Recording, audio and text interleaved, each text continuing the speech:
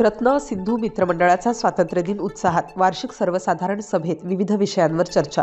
रत्न सिंधू मित्रमंडळ नाशिकच्या वतीने दरवर्षीप्रमाणे यंदाही स्वातंत्र्य दिन उत्साहात साजरा करण्यात आला.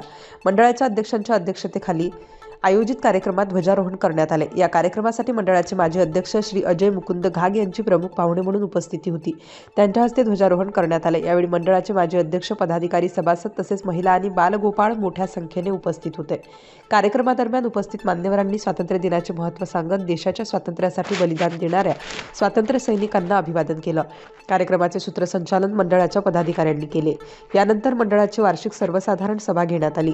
सभेत मागील सभेचे इतिवृत्त वाचन करून मंजूर करण्यात आले.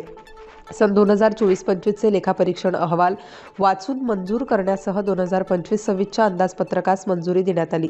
तसेच संस्थेच्या पुढील आर्थिक वर्षासाठी लेखापरीक्षक नियुक्त करण्याबाबत चर्चा करण्यात आली. सभेत संस्थेच्या कार्याचा आढावा घेण्यात आला. आगामी काळातील विविध उपक्रम, संस्थेच्या कामकाजासंदर्भातील विषय आणि सदस्यांच्या सूचनांवरही चर्चा करण्यात आली. अखेरीस आभार प्रदर्शनाने कार्यक्रमाची सांगता झाली. स्वातंत्र्य दिन आणि वार्षिक सर्वसाधारण सभेच्या निमित्ताने रत्नसिंधू मित्रमंडळाच्या पदाधिकारी व सभासदांमध्ये उत्साहाचे वातावरण पाहायला मिळाले. अध्यक्ष या कार्यक्रमात श्री चंद्रकांत सावंत, उपाध्यक्ष श्री मंगेश नलावडे, खनिजदार सह कोषाध्यक्ष श्री संतोष एकावडे, श्री शेखर घाग, कार्यवाहक श्री दीपक गावडे, सहसचिव श्री शिवाजी चव्हाण यांनी अथक परिश्रम घेतले. 15 ऑगस्ट 2025 रोजी सिंधी समाज येथे अध्यक्ष अजय घाग यांच्या अध्यक्षतेखाली वार्षिक सर्वसाधारण सभा झाली.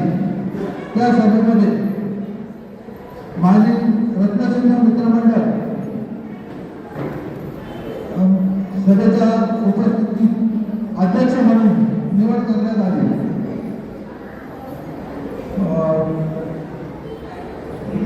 उपाध्यक्ष मंगेश नलावडे, खजिनदार संतोष एकावडे, कार्यवाहक दीपक गावडे, कमिटी मेंबर्स आणि वॉर्डमधील सर्व कार्यकर्ते.